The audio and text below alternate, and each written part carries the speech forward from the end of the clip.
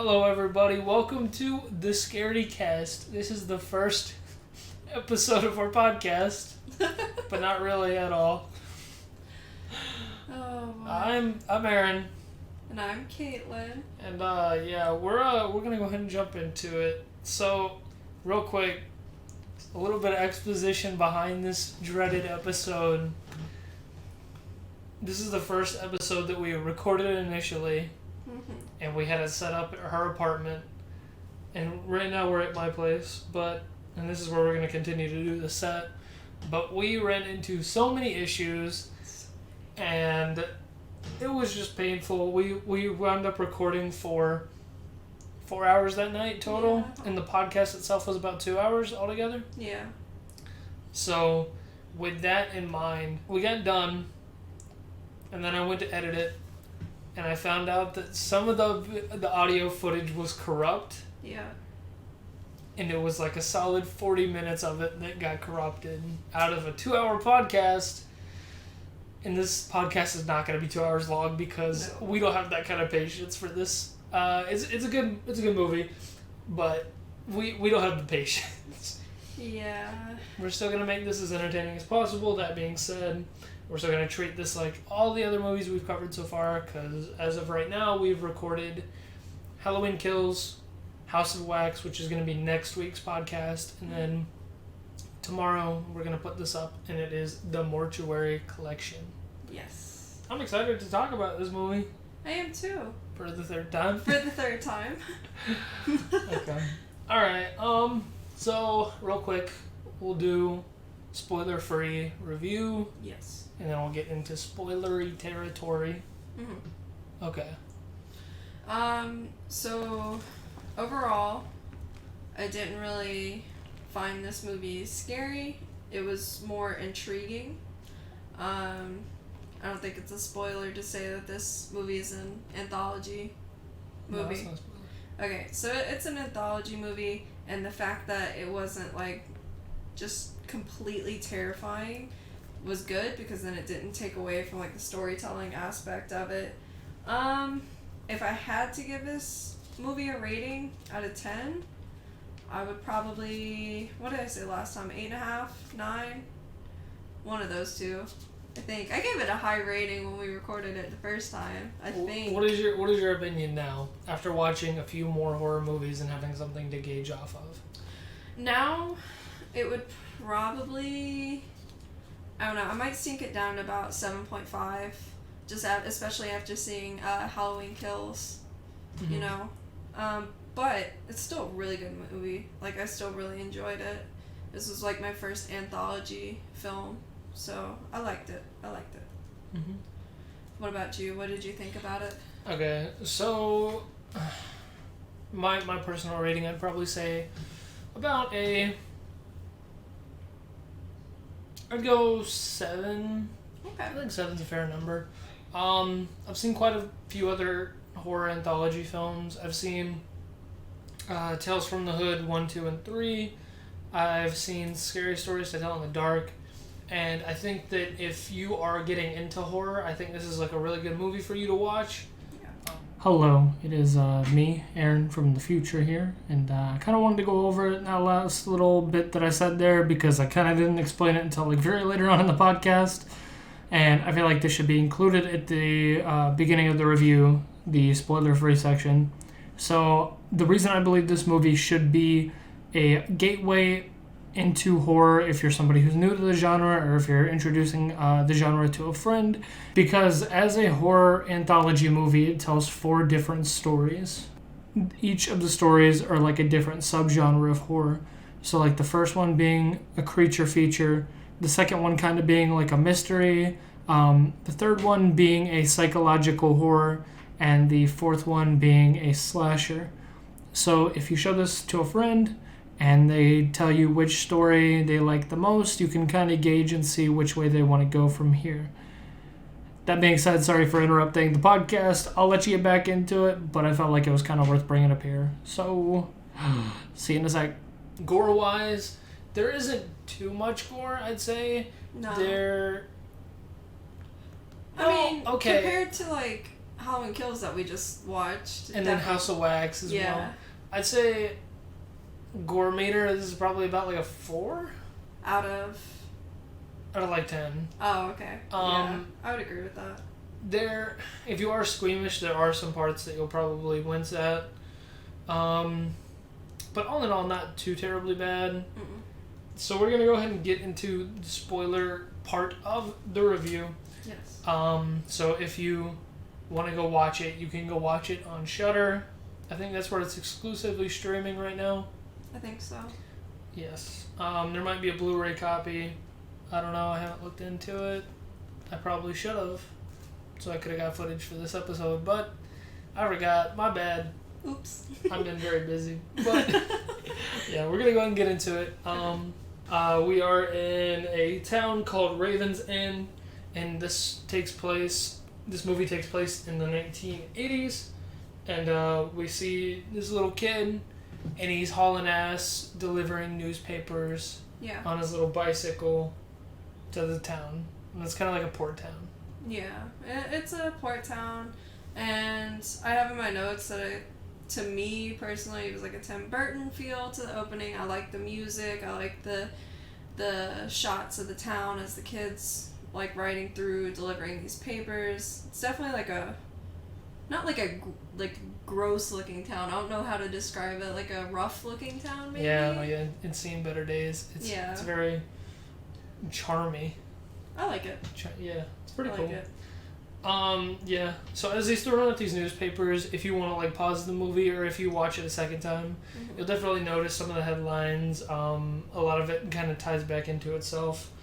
But yeah, so we get to the end of this boy's route, and he is approaching the mortuary. The mortuary. Yes. I said morgue last time, and comments would have ate my asshole for it. But so yeah, he's approaching the mortuary, and he's doing a little investigating with his little camera. Yeah, so he like totally just, I don't know, he's looking around and it looks like kind of creepy on the outside, and he shoves his little camera into the like mail slot that the old timey doors used to have, and what do we see, Aaron? We see the best fucking part of this movie. We see Montgomery Dark, who's played by the best part of this motherfucking movie. And that's Clancy Brown. Clancy motherfucking Brown. Now, if you don't know who Clancy Brown is, he's in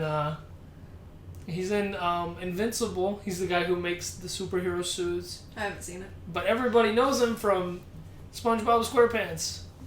Good old Mr. Krabs. Yeah, Mr. Krabs. Mr. Krabs. Or whatever. I'm sorry. But yeah, so he, the kid puts his little camera through the mail slot, goes to take a picture, it flashes, and then you see, Clancy Brown's character, I'll call him Dark from this point forward. Yeah. You see Dark, and it's like a cool little jump scare, not really scary, you kind of expect it. Yeah. And kid falls back, drops his camera, and then, he goes to run away. But as he's running away, he looks at Dark and he's like, fucking, hold up, I have the exact line here. He tells Dark to suck it, creepo. Yeah, and I noted that, like, immediately afterwards, he's like, creepo, that's a new one, or something like that. Yeah. He's not fazed by it. Yeah. His feelings aren't hurt. He's an old guy. I think as you get older, you kind of realize that old people can be kind of creepy sometimes. A little bit. I'm a little scared of old people. Why? I don't know. That's very rude. I think it's like the fear of getting old. I don't like that. I don't want to one day be not in my prime. You don't want to be all wrinkly? I don't want to be wrinkly. You don't want to smell like old people? I don't mind the old people smell. Sometimes it's okay. What? If you walk into like a nursing home, a lot of people say it smells bad. I don't think it smells bad. I don't think it smells good either. I think it's just like a smell. I think it depends. If you're talking about like the people who like lay in bed all the time and they have like that bowl of cheese next to them or whatever, then yeah, that's gonna smell bad. Ew. I'm so sorry for people who are like listening.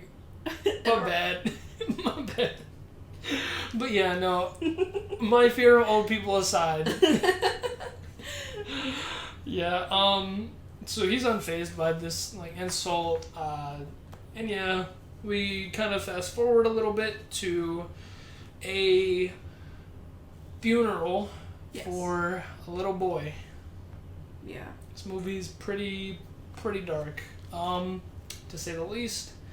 But yeah, we're having a funeral for a little boy, and Dark's giving this really nice monologue, putting a lot of oomph into it. It gets pretty crazy, and pretty solid. I really liked it. Yeah, he starts, like you said, like, going pretty smoothly, and then he, like, really gets into it, and he's, like, preaching to the choir, and everybody's kind of looking at him all crazy, and he's like, okay, now a chapter from Corinthians. Oh, man. Clancy, just to move it along.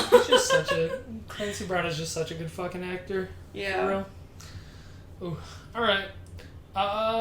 So yeah, as everyone's leaving the funeral home, he's, like, shaking hands, and everybody eventually leaves, and he's walking to his bookshelf, and he sees that one of his books are kind of, like, sticking out. Yeah.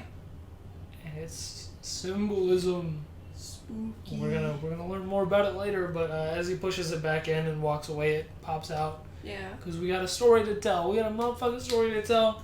There's still like an hour and a half of this movie. Stories have to be told. Yes. So sorry, I lost my spot in my notes. So he puts the book back in its place, and it pops back out, and then there's this random girl chilling in the mortuary. Where'd she come from? Who is she? She goes by Sam. She's looking at this boy, or she's trying to get into the boy's coffin to, like, kind of see who it is. Which is a little weird, you know. But Dark, like, approaches, and he's like, hey, get your paws off my coffin, dog. And she's like, well, I'm basically just here because I saw that you needed help. Yeah. You have, like, a little help wanted sign outside, and I would like to be a mortician. That's the right word. Cool. I have to look over to make sure I'm not stupid. But yeah, so she's applying to get a job, and as she's in his little office area, kind of talking to him, she's asking about all the books he has. Yeah. And he says it's, like, basically just, like, the tip of the iceberg or whatever. And he explains to her that it's everybody's stories, like everybody who's died and stuff like that. And eventually she's like, tell me a story. Like, she wants him to tell her a story, but what do you have, like, exactly what she said? No, but I think the line you're gonna reference is after the story. I think it's going into the second story. Oh, okay. Gotcha. Yeah. So she wants him to tell her a story, and I believe that's how we get into our first story. Yes, anthology time. Anthology time. Okay. So our first story is about a really fancy-looking lady, and we see her. She opens the bathroom. She turns the lights on. She's got a little bit of goo on her finger. Yeah, the light switch is gooey. It's a little gooey. But yeah, she's basically going in the bathroom to, like, get away from some guy, and we learn that she's a pickpocket. Yeah, so she walks in, and, like, she's sitting there admiring herself in the mirror, and then she goes and walks over to the toilet, and Oh my god, I watched this movie about a month ago, right? Yeah. We watched the movie about a month ago. I can still hear this fucking sound in my head every time we fucking talk about this. So the sound he's referencing is she walks over to the toilet, and there's a trash can over there. Nice looking trash can, whatever. And then she goes to drag it across the floor. It's a metal fucking trash can! It's like nails on a chalkboard. It's just like, ugh. I hate it so much. This metal trash can makes me want to fucking shoot myself, dude. I don't like it. But, yeah. So yeah, my note literally says, holy fuck, metal trash can. It's like the final boss. And It's Always Sunny in Philadelphia. You know how Frank Reynolds is the trash man? Yeah. I'm the trash man. That's... God, I fucking hate that trash can. But yeah, so it makes this like really high-pitched squeal. And I mean, like, it has whatever to the plot, but it hurt me as a person. It offended me. Yeah, he got hurt by it, whatever. So she basically sits down on the trash can and pulls like all these wallets and stuff out of her pocket that she had pickpocketed off of people, and she just throws like the rest of the stuff in the trash can, keeps the money. And there's a watch. Yeah, she pickpocketed a watch. God, that's such a hard word. Pickpocketed a watch. So she's basically just going through her find, like what she got. And then she goes to leave, and she notices on the mirror that she was admiring herself in earlier that there is a lock on it. And of course, because she can't just mind her own business, she has to get into this mirror to see what's in there. I didn't realize it before, but now that I kind of like... So we watched House of Wax last week, and that movie has like people who just can't keep their hands off shit. Yeah.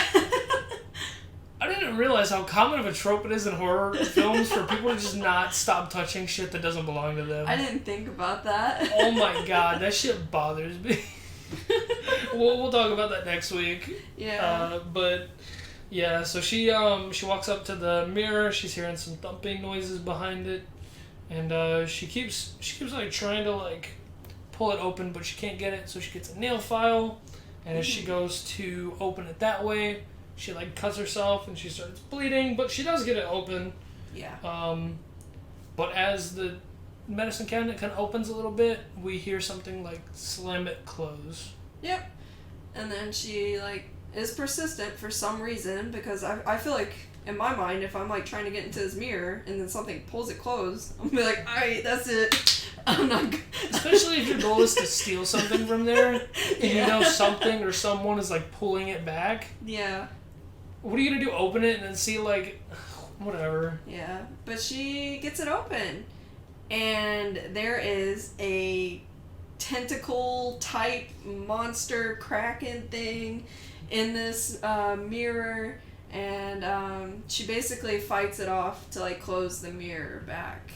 And so she's sitting there fighting it, trying to close the mirror, finally gets it closed, and then quietly tries to go and walk off. Yeah, she starts crip walking to the door. But like about halfway to the door, she like drops something, because she took all the money and like all the stuff, she stuffed it in her bra. Yeah. But the thing that irked me about this scene is like her bra is like super tight, and she's wearing like, what is it called, like a corset? So she's wearing a dress with a belt in the mid, to kind of like shape her figure or whatever. So there's no way anything could have fallen through her dress, because it would have stopped at the belt. Yeah, 100%. And she wasn't like leaning over like forward and stuff. It was literally, like you said last time, is literally just for plot. It's just for plot. But so the metal watch that she'd pickpocketed earlier falls out of her boobs and it hits the floor, and then she's like, oh fuck, I gotta start running now. Mm-hmm. And she goes to get to the door, but the fucking joctopus grabs her. It comes through the medicine cabinet. You only see the tentacle, but it like wraps around her, and it pulls her into the medicine cabinet. But she gets fucking folded in half on her way in. Yeah. And she's like scratching at the wall. She's like starfished against the wall. She gets fucking folded, snapped in half, put in the medicine closet? Cabinet. Yeah. And we think like door shuts or whatever, and then this nice little tentacle comes out and flips off the light switch, and that explains what the goop was when she went to turn on the light. Hey, and if some fucking octopus gives a shit about electricity, you should too. Make sure you turn off your lights. So that's the end of our second story. Or first story. My bad. And yeah, so Sam is talking to Dark about the first story, and she says that she doesn't really find it all that interesting. No.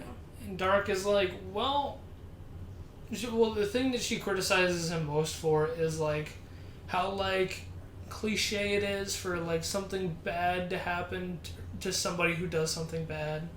Yeah, she basically summarized that like the lady had bad consequences because she couldn't keep her like nose where it belonged or something like that. Yeah, she and Dark basically counters this by saying that there is a universal balance that is like there's a universal balance to both good and evil. Yeah. And we will definitely see that throughout the rest of the stories and throughout the rest of the movie, that good versus evil is definitely the main plot element here. Yeah. So after our first story, she's basically like gets handed a document to sign, I guess, for her to start working there. And then I don't exactly remember what happens after that. Alright, so they're walking through the halls and she sees some photos of Dark, and it looks like he hasn't aged, and these photos look like really old. Yeah. And they wind up back in the funeral room where they were at the beginning of the movie, and she's still trying to like get into that coffin, but Dark is like, hey, you don't want to open that coffin. And Sam's like, why? What's the story behind this little boy? And he's like, that story is too unsettling to recount. Yeah. So he says some stories even he finds too disturbing to recount. Yeah, and you can kind of tell that we're probably gonna figure out what happens, but yeah, whatever happened to this child is like super fucked up. So that's that. But she's like, yo, tell me this, like, I need a story that's awesome, and yeah. She wants like a really awesome story, something that'll blow her out of the water because he won't tell her about what happened to the boy. So we get into story number 2. Story number 2. It opens us up at what appears to be a college campus, and this frat dude, you know, typical frat dude, basically trying to like get these girls to go to like a frat party that he's having later, so that he can have sex with them.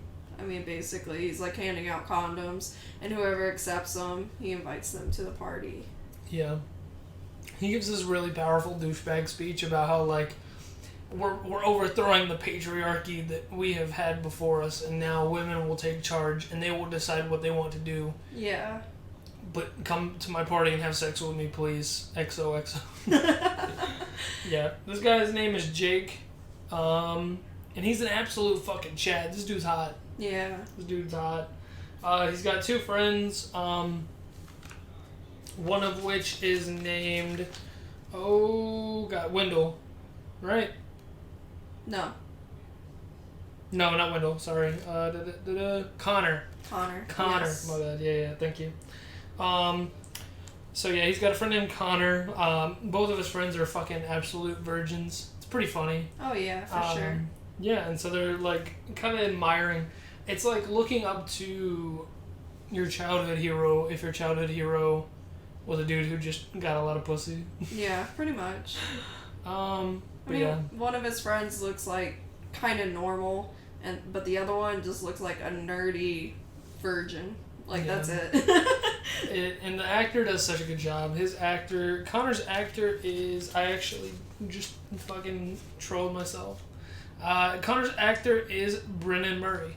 So, good job, Brennan Murray. There we go. I don't know any other stuff that he's been in, but definitely really good job in this role of playing a fucking loser.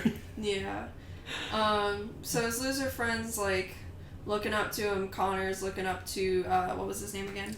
Jake. Jake. Connor's looking up to Jake, and he ends up, like, grabbing a handful of condoms and, like, running off to find females to, like, invite to this party. He runs into a female, right? Yeah, he sees a really attractive looking nerdy girl, I'd say. She's walking by, and she's walking in through the hallway, and he sees her, and he starts to chase after her, and then he, like, almost eats shit. Really good body acting. Like, this dude pretty solid performance. It's like Yeah. in Scooby-Doo, whenever like they're going to run away from the monsters or the ghosts or whatever, and they run in place for like, it's like that. Yeah. It's pretty funny. But yeah, so he's trying to get he's trying to invite this girl to the party, and he's like really cheesing it up. He's like, patriarchy, do you know Malcolm X or whoever the fuck? Malcolm X. Was it Malcolm X? I don't know. It was.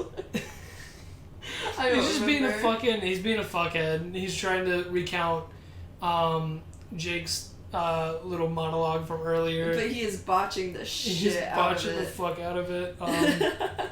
But then so Jake walks by and he's like kind of into this nerdy chick. He's like, oh look, it's another person I can bring back to the party. And so he starts talking to her and he's like, sorry about my friend, he's a little weird, Mm-hmm. but I have a party that you should come to. And she's like, maybe I'll go. Yeah, and he's like perplexed that she would even say maybe. Yeah, because he's like the kind of guy who apparently just constant yeses. And Yeah. that is like one of the first chicks that ever like tells him, you know, maybe I'll come, maybe I won't. I don't know. Yeah. Yeah. But so they both split off, and there's a shot of like a bunch of missing persons posters, so like you can kind of gather that a lot of men have gone missing recently. Yeah. So that's something to like kind of keep in your brain for the rest of the story. Yeah. But yeah, so then we flash forward to the party, and at the party, Jake is chilling in his bedroom, you know, he's pumping iron, Yeah. looking all hot in the mirror, trying to like psych himself up, I guess so. I guess. And then my boy Connor walks in. With some liquid courage. I brought you some liquid courage for the night. Would you like some? Yeah. And Jake's like, nah, and then Connor goes to take a sip, but then he like spits it out because he's a fucking loser. Jake eventually starts like kind of talking to Connor about how he has this really disgusting monologue about how all women want the same thing, and that's just to feel like some level of respect and love. Yeah, they're trying to feel like they're worth it. They're trying to feel like they're worth it, and you can kind of tell that like, hey, this is not a person you should be rooting for. Jake is a piece of shit, an absolute fucking loser, Yeah. and an absolute fucking asshole, and it's So just a kinda, frat guy. he's a frat guy. At the end of the day, it's like, what is like a stereotypical frat guy? And it's exactly Jake's character, I'd say. Yeah. So. We cut down to them going down to the party, Yeah. and Sandra shows up. Yeah. The nerdy girl. The Her name nerdy is girl. Sandra. She shows up and it's kind of like, I don't know, like Jake sees her across like the party and she's like walking through, like looking around. It gets like that moment where she like disappears and he's like, oh no, where'd she go? But then like there she is. And then she looks different. She kind of looks like... She looks a lot hotter. Like, Yeah, she kind of dropped the nerdy persona. Well, she facade. kind of got them like predator eyes too. She does look like a fucking predator without the glasses on, for real. Yeah, I wrote down in my notes that the party scene is so short, and like that, like the way that it's shot and like the filters that they used, it looks like a fucking Dos Equis commercial. I don't always drink beer, but when I do, I prefer Dos Equis. Stay thirsty, my friends. It looks exactly the same here, and I just feel like somewhere at that party, that old guy is telling somebody one of his stories. He's just chilling with a bunch of frat dudes around him, like I telling am his the most stories. interesting man in the world. So Jake and Sandra are like looking at each other, and they don't really say anything. They just give me. They don't give me. God, I wish either of them were so hot.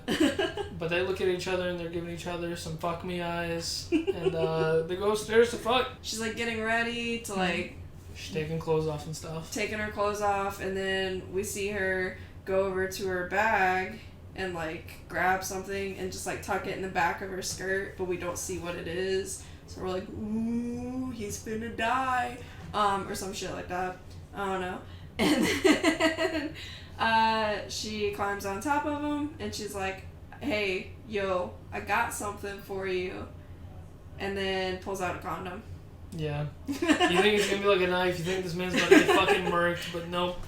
It's just a condom. Just a condom. And he's like very disappointed about it too. And she starts like bullying him because he's talking about, like in his speech earlier, he was talking about how like the goal of him giving out condoms is like to empower women. Yeah. And then she starts using that against him, and he's like very pissed off about it. So anyways, they start fucking for a little bit, and then like not even like a minute in, he yells at her and he says, "Turn around." And she turns around, and he takes the fucking condom off without consent. Yeah. And he fucking slingshots it from across the room. It was a pretty nice shot, though. It was. He makes it into like a drawer or something like that. It's like hanging off the edge. So then we get like this montage of them like fucking from 12 o'clock, like midnight, till what, 6, 7 o'clock in the morning? Yeah, so they fuck for a total of 7 hours straight. It's like a fucking like no breaks. They're doing all kinds of funny, weird positions. Yeah, but like still fucking for 7 hours? 7 hours, different positions. That's fire. It's blurred, so I mean, like, you just see their silhouettes and all that or whatever. Mm-hmm. Yeah, and then he gets about 3 minutes of sleep because it's like they fall asleep at like 6:57, and then we cut to 7 o'clock when his alarm goes off, and then she wrote her name and her number on the mirror and lipstick, and the first thing he does is erase that shit. Wipe that shit off. He starts wiping that shit off because he's a piece of shit. Yeah. He just wants some bussy. Bussy. So then our dude, who's like up and already wiped the mirror off, has to run to the bathroom and get sick. Yeah, he's not feeling too good, Mr. Stark. Nah.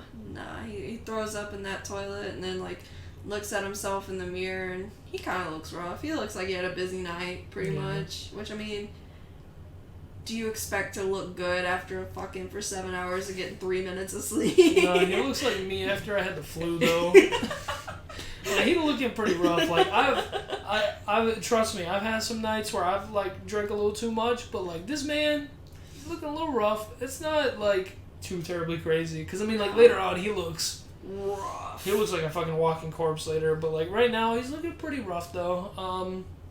But yeah, so his fucking friend comes in and he's like, the nerdy one. Yeah, the nerdy one, and he was like, "Hey, that's your 67th piece of ass. How does it feel?" And the dude's like, "It's really weird that you know that." Imagine like having a friend and then like keeping tally of the amount of times they've like had sex, or how many like people they've had sex with.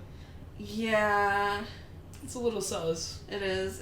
It's weird. Yeah. So his friend is like standing behind him. He's like, "Yo, that's your 67th, whatever." And Jake, yeah, Jake's looking in the mirror, and his friend like notices that he's got like, I guess like a rash type deal. Yeah, he's got like some shit going on down here. And this confirms how nerdy and how much of a virgin his friend is, because his friend suggested that maybe he got poison ivy from the chick. He doesn't suggest like friction. He doesn't suggest an STD. He's like, maybe you got some poison ivy from that chick. You should go get it checked out. And so he goes to get tested. Boop, boop, boop. Yeah. He gets tested. He's looking at like an STD pamphlet. And then in walks in his doctor. And the doctor's like, "Oh, so you caught some cooties, you know, whatever." He's not funny at all. No, and he makes a joke about amputating the dude's dick, which I thought was funny. We're gonna have to cut it off. Yeah. But then Jake points to the STD chart, and he's like, "I think it's this one." And then the doctor goes to like look through the files and make sure that he's got all the right shit. But he notices like some weird shit going on in Jake's files, so he's like, "Hold up, just lay back, let me check you out." And he like takes his stethoscope, not a kaleidoscope, on the dude's like body. Yes. And as he gets kind of closer to like his pouch, His like stomach. Like, yeah, his like underneath his stomach. Yes. Pubiscus area.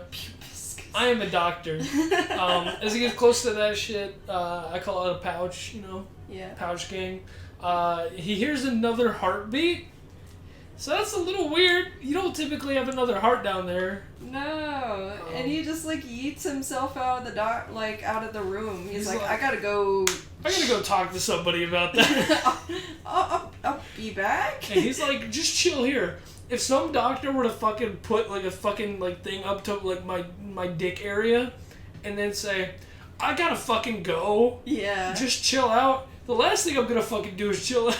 No. So Jake's like obviously freaking out and he grabs like the chart that the doctor was looking at and he scans it and we find out Jake's pregnant. Jake is pregnant as fuck. That pregnant box is checked. But like he's a dude, so how is that possible? Dudes can't get pregnant unless. Yeah, but so fucking this dude's pregnant as fuck. He goes back to his not dorm room. Yeah, dorm room. Yeah, frat house. Frat house. And then he takes a fucking Plan C because Plan B is like, I think it's like a copyrighted thing. I don't think you can say that in movies or whatever. But so yeah, he takes a Plan C and he starts like freaking out. And then like he's like, maybe I should call the person who got me pregnant. But he fucking like erased that shit off his mirror. So he has like a little montage of him like scrolling through the phone, doing the little boop boop boop, hello, who's this? Not you, fuck you, bye type deal. Which is like super frustrating for him because it's one of those like rotary phones where you have to like spin it to get to the number. I mean, you're a piece of shit for like fuck you, you deserve it. Yeah. Everything that comes to this man, he deserves. Yeah. Yeah. So he finally gets the right number. She answers. He's like, alright, give me the address, whatever, like, let's hang out, blah, blah, blah. And then he goes downstairs of his frat house, and there are these ominous-ass bitches waiting for him at the bottom of the stairs. They got motherfucking robes on, they look like a cult. They look like shadow warriors. Ooh. But so they're chilling at the bottom of the steps, and they strap them to a fucking chair, and then, surprise, it's the virgins. They're all happy for him because he got 67 bodies, apparently. Like, it's a tradition to get 67 bodies, or maybe he, like, got the most amount. 67, because there were 67 founders of their fraternity. Some stupid shit like that. It should have been 69, but whatever. Yeah, whatever. Go fuck yourself, movie. But yeah, so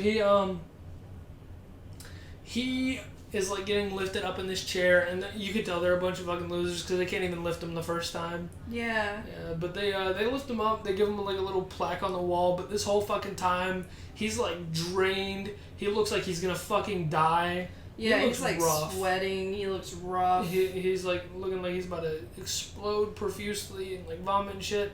And then he explodes profusely, but it's his water breaking. I don't think it was water breaking. Well, that's what it's supposed to be. Yeah. But it's his balls. Yeah, this dude is being like lifted in the air by all these people, and his balls explode. So like we all know what's in balls. All that shit like gets all over his fraternity brothers, and it's really like gross and goopy. So they slowly sit him down instead of just dropping him.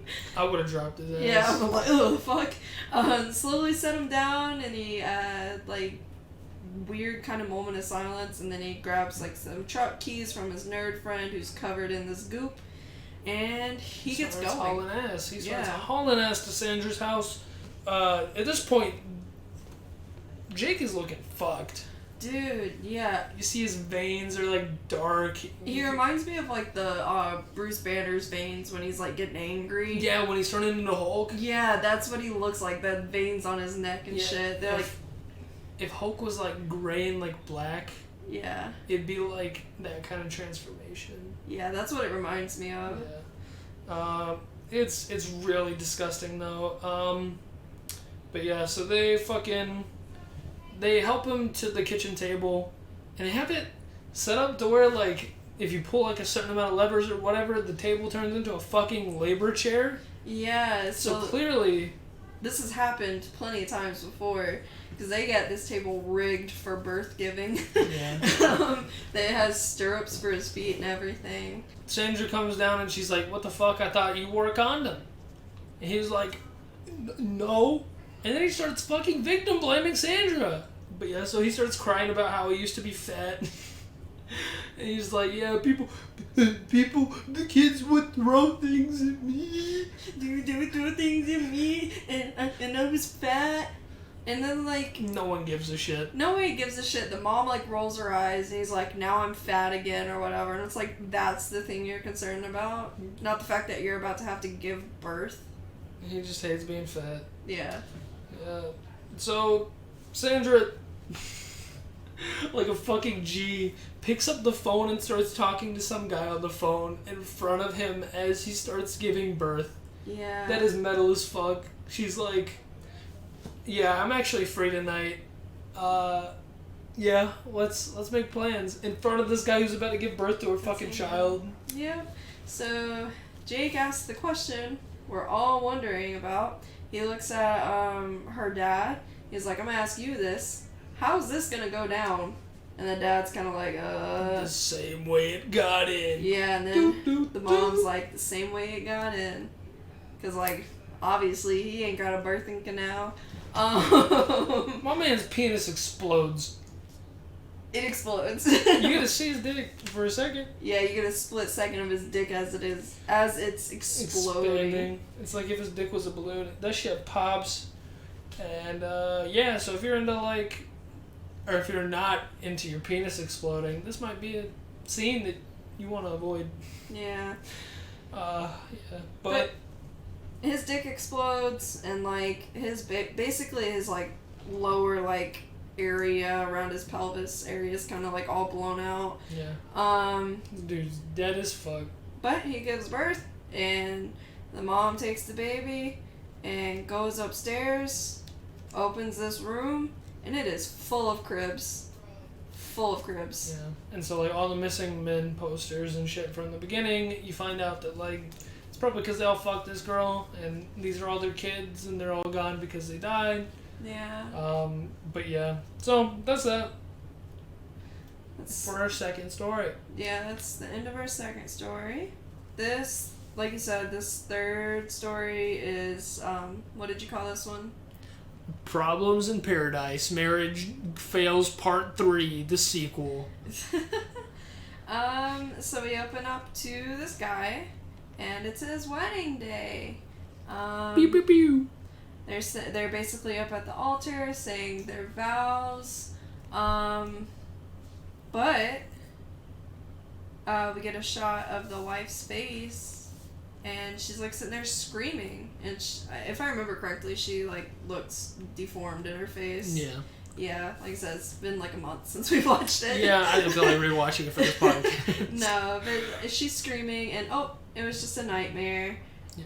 And real quick, kind of going through this, I definitely recommend watching, like, if you've gotten this far into the podcast and you haven't seen the movie, I would definitely pause and, like, go watch the movie. Just because of, like, how artsy this third story is. This is, like, a very artsy story, and it's also psychological, so it's going to make you think.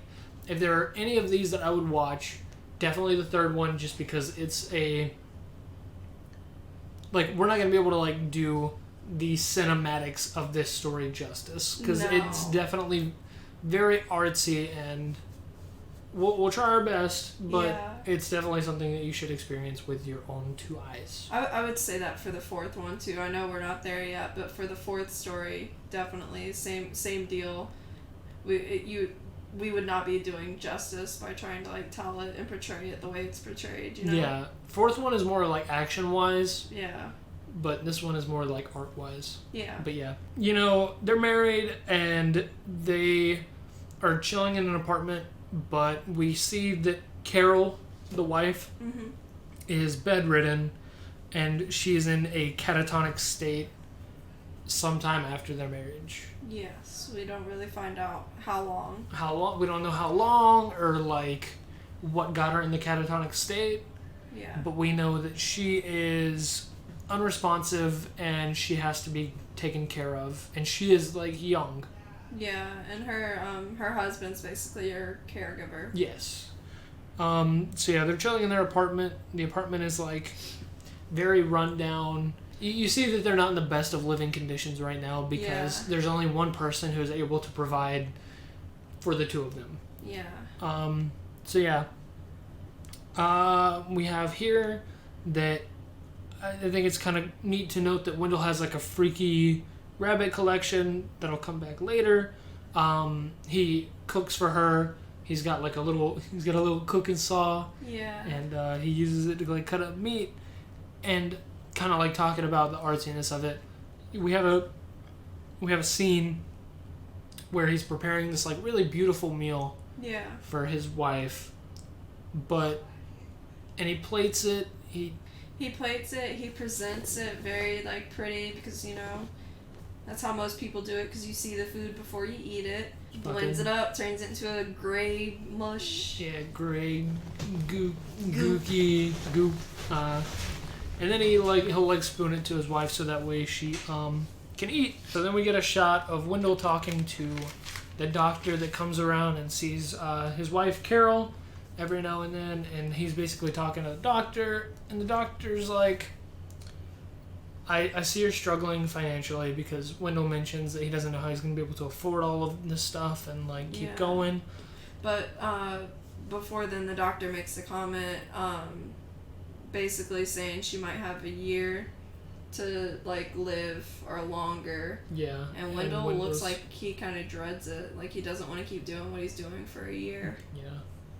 I'd go as far as to say is Wendell doesn't want it to keep going, but he's fine with it. He's just more worried about the financial stuff right now. To put it simply, he's tired. Yeah, he's very exhausted. He's tired. Because he's been caring for his wife for what we can assume is some time, and he's definitely not got enough money to keep doing it. Yeah. God fucking forbid that would ever happen. Politics aside, healthcare, man. Yeah. That would suck.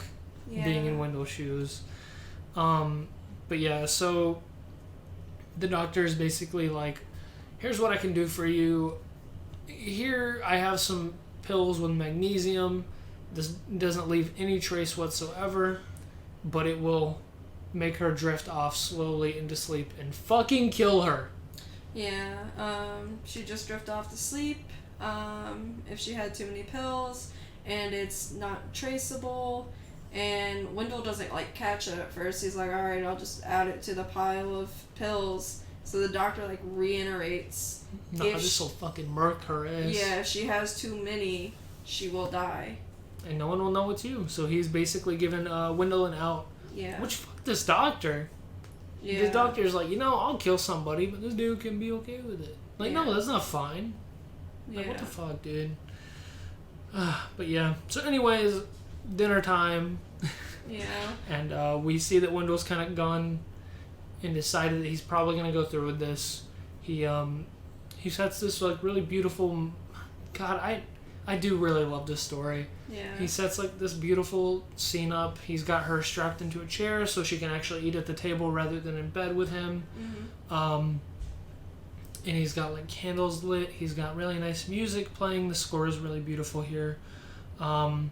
He makes a really lovely meal, and he brings her her meal in the mush up form, and he also brings her a little gift, and he got her a wooden hare or a wooden rabbit, a cool little statue of a wooden rabbit. And that's the explanation for why he has so many rabbits, because he says he either says, I know these used to make you happy or calm you down or something like that. Basically all the rabbits were hers. Yeah. And so he gives her this little rabbit, and he puts it in front of her so she can kind of see it. And then he just starts breaking down crying, and he's like, hey, if you're in there, I need you to be able to talk to me. I need you to say something. Give me a sign that you're still there. He's begging for it. And she's in a catatonic state, so she can't do that. And he puts the magnesium in her food, and he spoon feeds it to her. Yeah, and he's not careful about it either, because earlier scenes when he's feeding her, he's making sure not to get the food around her mouth or on her lips, and if he does, he wipes it off. He doesn't care at this point. He's just shoveling it in. Down her throat. Yeah. And so, like, he starts crying. He's sitting next to her in the chair. And then she fucking wakes up from catatonic state. Yeah. She, like, grabs his arm. She grabs his fucking arm, and he realizes how badly he just fucked up. So he unstraps her from the chair because if she's in catatonic state, she obviously doesn't have control of her body. So he unstraps her from the chair, and he picks her up and he starts, like, giving her the Heimlich. And she spits it up, and she's good. He got all the food out of her. He got all the magnesium out of her mouth. And he's, like, freaking the fuck out because he just tried to kill his wife. Yeah. And she came back a little bit and, like, tried to help him. Yeah. So and fucking... He's freaking out. He got up, walked away. But he did not strap her back to her chair. Yeah, and she falls and she hits her head on the table.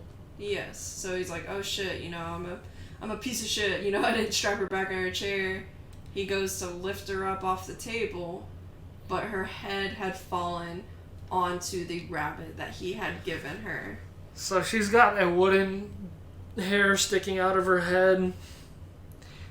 And his reaction is to go, ah!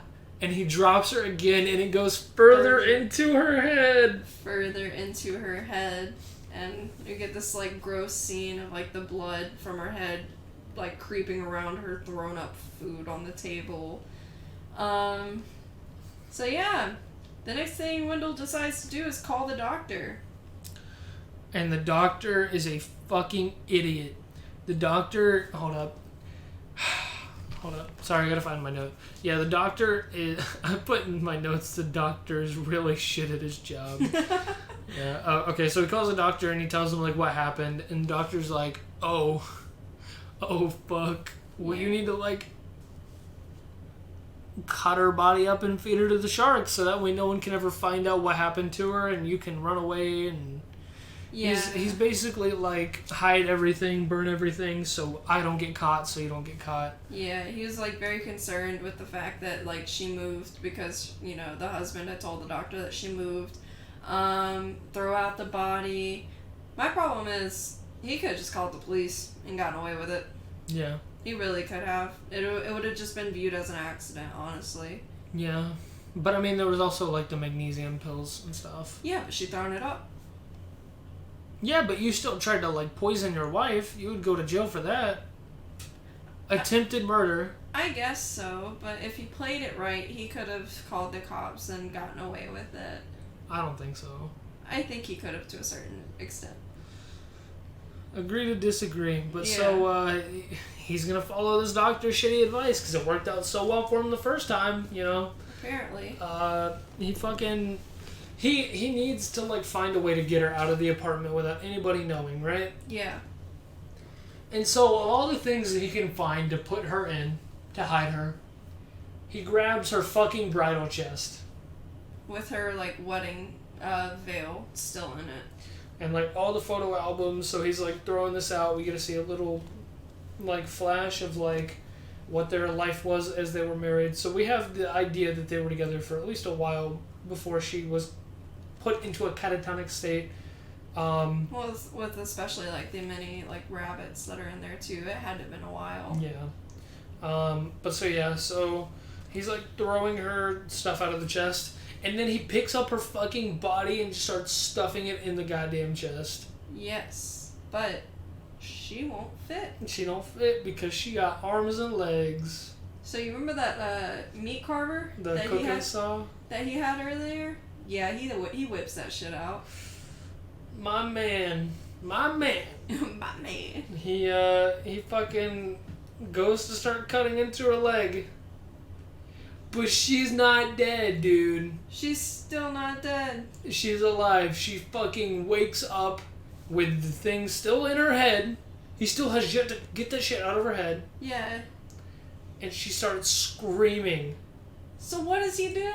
He grabs the fucking wooden hair and shoves it down deeper into her skull until it, like, I guess kills her. kills her. Because she doesn't scream anymore. No. And then Mans gets to work. And we get a scene of him cutting off her legs and her arms. There's like blood squirting in his face. And I did make the comment that I liked that it like pans over and you see constant shots of like the rabbits kind of watching over the situation taking place. Yeah, and blood will get on him every now and then. There'll be like splatter. Yeah, so he gets her into this chest all chopped up nice and fine. And he decides to take the elevator because that is a chest full of dead person. You can't really take that down 12 flights of stairs. Yeah. But so he gets in the elevator, and as he's going down, it gets stuck. Mm-hmm. And the neighbor walks up from before. She's like, hey, listen, I'll call the police and we'll get you out of there fine. And at this point, Wendell is freaking the fuck out because the chest has started leaking blood. Yeah. And the elevator's stuck, and the police are going to come, and they're going to get him out, and they're going to see the blood in the elevator. He's fucked. Yeah. And so he starts freaking out. He stands up on the box. He tries to get out of the elevator, and he, like, falls back, and he lands on the ground. But then the doors to the elevator close. It starts basically free falling. It starts working again, and then as he gets closer and closer to the ground floor, we get this really nice shot of like the elevator lights, because it like lights up on the floor that you're at. They just kind of keep going, and it's like that episode of the Twilight Zone. I don't really know too much about it, but I know that there's that one ride at Disney World that's like the Tower of Terror. Yeah. I've been on that shit. That shit's fun. You know, drop like from the top of the fucking really? in like an elevator and you get strapped in. It is horrifying, but I love that shit, dude. Yeah, but so he's free falling, and as he's like going down, we get to see like this, and like we can't really do this scene justice. Yeah. But we get to see this really nice shot of like the blood coming up, and it's just so artsy. And his girlfriend his wife comes out, and he threw his ring away earlier. Yeah, he threw his like wedding ring across the elevator when he was like frustrated and freaking out, and basically he said like, I wish I never would have, and then kind of just like stopped there. Yeah. But yeah. But so his wife that comes out of the coffin, or not the coffin, out of the bridal chest in corpse form, puts the ring on his finger. It's really artsy. I don't really think we can describe it better than... No. The music composition was nice as he was free floating. It also gave me like a Tim Burton feel too. That's how like you think it's gonna end, but the police come and he's just chilling in the elevator with the album in his arms, like the photo album. And that's like, it makes you wonder how much of that scene actually happened, because when the police show up, there's no blood on the ground, and like he's holding the album, his dead wife's still in the chest. But we kind of go back and forth on when like it actually happened that he went crazy. Yeah, I think I put in my notes somewhere that like it reminded me of the Joker movie. Yeah. Of like how you don't know exactly like what's actually happening and what's not. Because you're getting it through his perspective instead of like a sane person's perspective. Yeah, so that's another like interesting factor that made me like this story more. Mm-hmm. But yeah, so that's the end of story 3. Mm-hmm. Dark kind of tells Sam that Wendell, after that story, because he's like a real ass person, he got committed to the local insane asylum, which is Kirksdale, and Sam is like very uneasy and upset whenever he brings up the insane asylum, and she's like, let's change the topic. Yeah. So Dark is like, okay. He takes Sam to the sub-basement, and they're talking about how in his stories she calls his stories repetitive, and Dark goes and says, no evil deed goes unpunished. Yeah. And he's about to cremate the boy in the casket, because in the sub-basement, that's where they go to cremate the bodies. And Sam, it stops him from throwing the body in the fire, and says that that's not true. Evil deeds do go unpunished, and this boy was innocent and he didn't deserve it. And basically, she admits that she knows the boy. Yeah. And we learn that the fourth story in the film is Sam's story. For this last story, we see Sam. She's like enjoying a movie, right? Yeah, she's sitting on a couch watching a cheesy slasher movie, and she goes up to start cooking her dinner. Yeah. She's like sitting there cooking her dinner, and trying to remember exactly what happened. Yeah, she walks into the kitchen, and then as she's like going through the kitchen, the answering machine goes off, and basically it's the mom saying, "Sam, you can eat whatever is in the house." But as this is kind of like going on, a report comes on the TV, and it's like breaking news or whatever, and we learned that the insane asylum that Wendell got committed to, there was a breakout.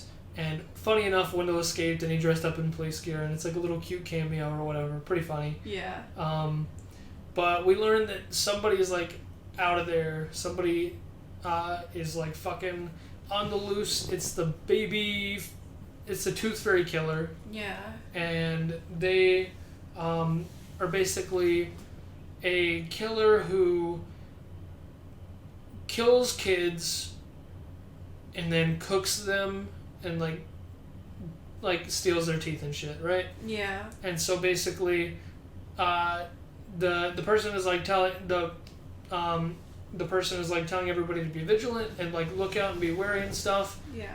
But Sam is like in the kitchen cooking, making like dinner or whatever, so she can't really hear this report. And we get a shot where the camera kind of pans over to a window, and we see that someone has broken into Sam's house, and Sam is babysitting a kid right now. Yeah. So. Yeah. So the like, kid in the coffin. Yeah. So Sam's babysitting the kid in the coffin, and the yeah. So she's not in like her own house. She's in like the house of the kid that she's babysitting. And then she's like she's cooking dinner. We see that somebody breaks in, and then she's like walking through the house, and we get like this little like, not really a jump scare, but we cut to this random dude. There's a dude that's like chilling on the couch where Sam was watching the horror movie that she was watching. Yeah, and he's like bleeding from his head. Yeah.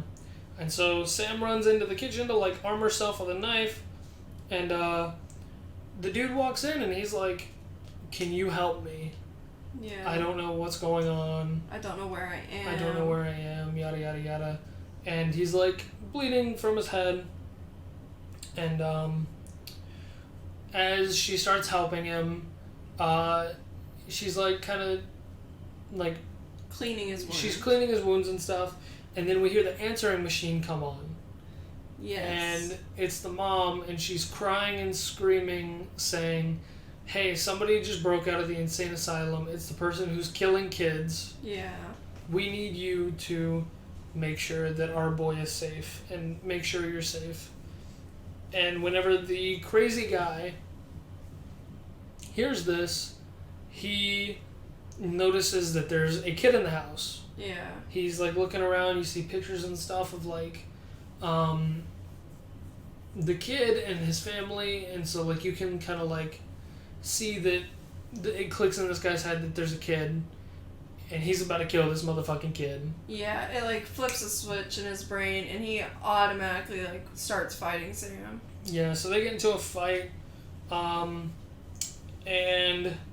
they get into like it's gonna be really hard to kind of like describe this action scene because it's another thing where like you gotta watch it to see. Yeah. But so some things that happen. Sam gets the guy's finger stuck into like a meat grater that's like attached to a table. Sam at one point bites the guy's ear off. Yeah. At one point he throws her over a table, knocks her out, and as she like regains consciousness, consciousness, consciousness. Yes, that word. As she regains the ability to ability, she chases him upstairs, and they get into a fight. And for like people who are photosensitive, this scene has like flashy lights. So if you're epileptic or are prone to seizures, Yes. be careful here. Yes. But I did like this scene though, because it's like a fight scene that's hard to describe, but like the power goes out and it's like storming outside, and so they're fighting in between like flashes of lightning, and it's all like slow-mo, and that was one of my favorite like cinematic scenes in this movie, was like seeing that fight scene in slow-mo in between like the flashes of lightning. Yeah. The dude at one point, he got like stabbed in the mouth by like a meat thermometer. I don't remember that. In the kitchen. Sorry, I'm just like thinking about like all the injuries that happened because I have them. Like, but yeah, and then at one point Sam takes a fire poker upstairs and like whacks him with it. Yeah. So this dude gets really fucked up, but at the end of the day, he still fucking won. And after the fight in the bedroom, neither of them can find the kid. Yeah. And Sam is like crawling away because she got the shit beat out of her. Yeah. And the dude's towering over her, and he's about to kill her, but because she's not a kid, she goes, "Look, you're not a killer, this isn't you." And the guy's like, "You're right, I'm not." And then he goes and he stands over to the balcony because like mentioned before, they went upstairs to fight. Mm-hmm. And Sam grabs him and throws him over the fucking edge and paralyzes him pretty much. He hits his neck on the stairs, and he's laying at the bottom of the stairs. Yeah. And one thing that didn't work for me during this movie is like during the action scenes and like during like all of it, they're still playing the cheesy slasher film, and they're trying to like parallel the scenes, but it doesn't really work for me. I just think it's like cringe, and it takes away from the awesome and epic fight scenes that are like actually going on. Yeah, I would agree with that. Yeah, but so after she throws him down the stairs, she makes sure to put him out of his like. She makes sure to put him down, so she grabs the TV that has like the slasher flick on it, and uses it to crush this dude's fucking skull. Yeah. Like a watermelon. Oh yeah. And it's gross. And we get to see like the POV from inside the TV that she like smashes his head with. Yeah. And it's good to mention that like during this whole like last part of the fight scene, like from the point that he gets pushed off the balcony to like the TV come down on his head, the parents have already come home and they're trying to get into the house. Yeah. But like the front door's locked and they can't get in that way, so they're like, oh well, we're gonna go through the back. They're trying to get into the house at this point. Yeah. But so as the parents come in, they're like looking around, and Sam is nowhere to be seen. No. But so they walk into the living room, and the fucking crazy guy has had his head crushed, and they like pull the TV back, and they're like, "Oh my god, it's the babysitter." They say, "Oh my god, it's dun. Sam." Sam the babysitter. Sam the babysitter. Dun, dun, dun.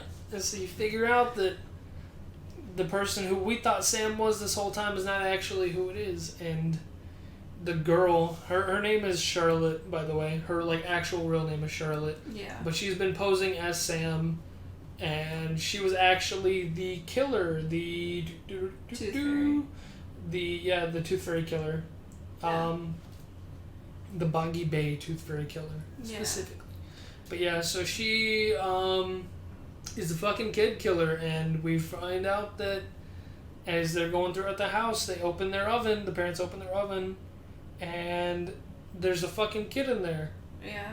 And you might be wondering, well, Aaron, well, Dark, I thought bad things only happen to bad people. Well, the movie advertised as 5 stories because the 5th story is actually the dad of the kid. Yeah. This whole time has been he's been in every single story so far. Yeah, so the dad of the kid is the doctor. In both stories 2 and 3. Yes. So he got Carol killed, and he also neglected to help, what's his name? Jake. Oh, Jake. He neglected to help Jake. In story 2, he he tried to kill Carol in story 3. Yes. And in the very first story, he was the guy who was talking to the pickpocketer. Yeah, his wallet is like one that got pickpocketed. Yeah, and he's been cheating on his wife. You are led to believe. Yeah. So yeah, the 4th story. Basically, his kid dies because of all the shit that he's done. Yeah, and this is where I want to bring up the point that like this story is more meaningful going back and watching it the second time, like the 4th story, because you go in there knowing that the dude who is actually Sam, who is like the babysitter, he's supposed to be there, and you know that the female is not supposed to be there, and there's like little subtle clues like the dialogue is very ambiguous. Yeah, and I noticed like when Sam, like female Sam, who her actual name is Charlotte, yeah. When she's walking around the house, it kind of looks like she's discovering like the inside of the house, like examining it for the first time. When she goes to bite off his ear, she actually spits it out on a picture, and it's a family picture, but it's got the male babysitter in it, but the ear like splats onto his face, so it's like a very split second, like you're not going to notice it watching it the first time. Some of the drawings on the thing that the guy recognizes, the babysitter is obviously a dude. Mm-hmm. It's just, and like you get to see that like what the full story is originally Charlotte broke in and beat the fuck out of the babysitter enough to leave him unconscious and bleeding from his head.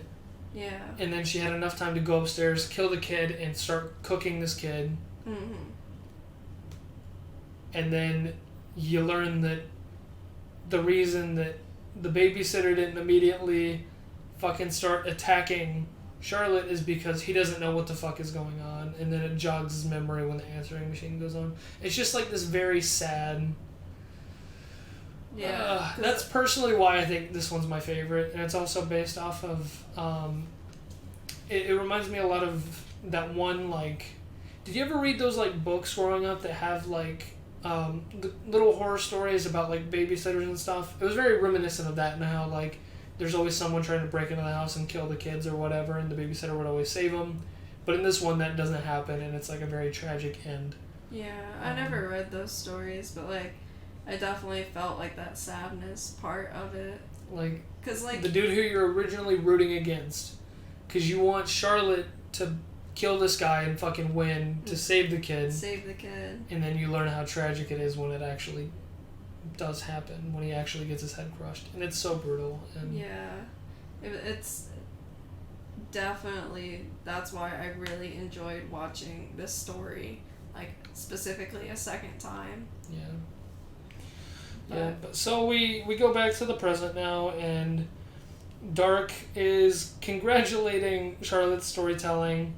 And then he's asking her, like, yo, why are you telling me this? And also, like, why are you still here? Like, if your story is over, if that's where you're ending your story, why are you here now? Yeah. And she basically is like, well, you got your collection and I have mine. So Dark collects books and stuff and stories about people who have died. Yeah. And Sam collects the teeth of the babies who she's, like, killed and, like, eaten and burned, and, like, she takes their teeth. She's the Tooth Fairy killer. Yeah, so that's basically the whole reason she's at the mortuary, is because, you know, she got ran out of the house before she could collect, like, her trophy. Yeah. Which is the kid's tooth. So that's the whole reason she's there. And then she fucking yeets this boy's fucking corpse into the fucking incinerator. Yeah. Like, completely disrespects it. And Dark is just kind of, like, shocked by it. Yeah. Yeah. And then she's like, hey, you're not going to tell anybody this, right? And Dark's like, no, I'm not going to ever tell anybody. Yeah. And we're going to find out why. I think that's pretty cool. He keeps his word. He'll never tell anyone. Yeah. But, so she's like, alright, cool, but I still can't trust you. and she stabs Dark. However, she stabs him, And but he's fine. he starts laughing. Yeah, he starts laughing. He's fine. And he pulls out the knife, but it's not blood coming out. It's fucking embalmment fluid. And that's, like, why he looks so rough. Like, he doesn't look rough, but, like, he looks different, you know? He looks old, and he's looked the same way for a while. Yeah. Age-wise. So he's full of embalmment fluid, not blood. Yep. Cool, so she's like, oh shit, that motherfucker's supernatural as fuck, I gotta get out of here. Yeah. And so she starts running through the house, or not the house, she starts running through the mortuary and into the library. And at one point she also tries to like leave out the front door, but she can't. Yeah. So she, you know, she keeps running through the house, winds up in the library, and she's like, hey yo, what the fuck is this? And then Dark is like, it's a library, dumbass. And she's like, you know what I mean. Yeah. And then we get this chef's kiss, delicious ass motherfucking monologue from my man Dark. He's like on the upper level of the library. He's like smacking his cane on the ground, and books are falling onto the floor, and they're starting to open. Yeah. And he's like basically telling her that this room is everything that this is the bed that she has made for herself. Yeah. And she says, you don't write my story, I do. And she also says something else that's like kind of in the trailer, and she's like, she says, this is not the end of my story. Yeah. She's like, I'm not gonna fucking die here. And Dark looks at her and laughs, and oh my god, I came. He goes, no, this is not the end of your story. This is just the beginning. And Clancy Brown does such a good fucking job here. Oh my god. Yeah.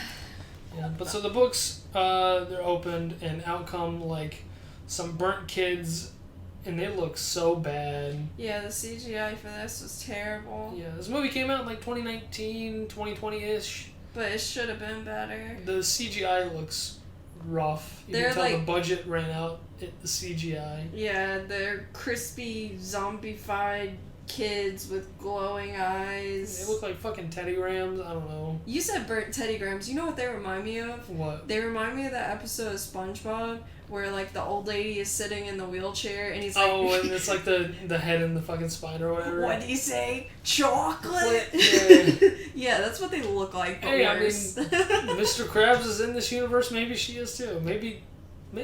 No. But yeah, that's kind of what they remind me of. Yeah. But so they eventually swarm Charlotte and bite the fuck out of her. Mm-hmm. And she dies, but not really, because Dark takes her to the embalmment room. He starts fixing her up. And then, to kind of like wrap it up, he steps outside. He turns into dust after this really cool like scene of him exploding. Because his soul, he has finally moved on. He has made it so she will take his place. He can finally move on to the afterlife. He has dealt the punishment to... I think he's atoned. Yeah, I think it's him atoning. he basically got his replacement. He's been stuck in the mortuary for some time now, and he's found his replacement, so now he's able to leave, but he walks outside and is like immediately taken to whatever afterlife he's taken to. Yes.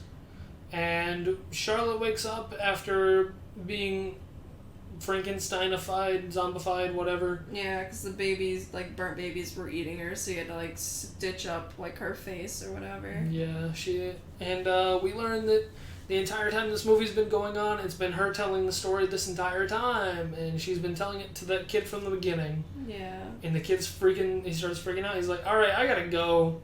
But she's like, really? I was just about to start dinner. And then the door closes, and we assume that kid is fucking dead now. Roll credits. Roll credits. Yeah, and that's the end of the Mortuary Collection.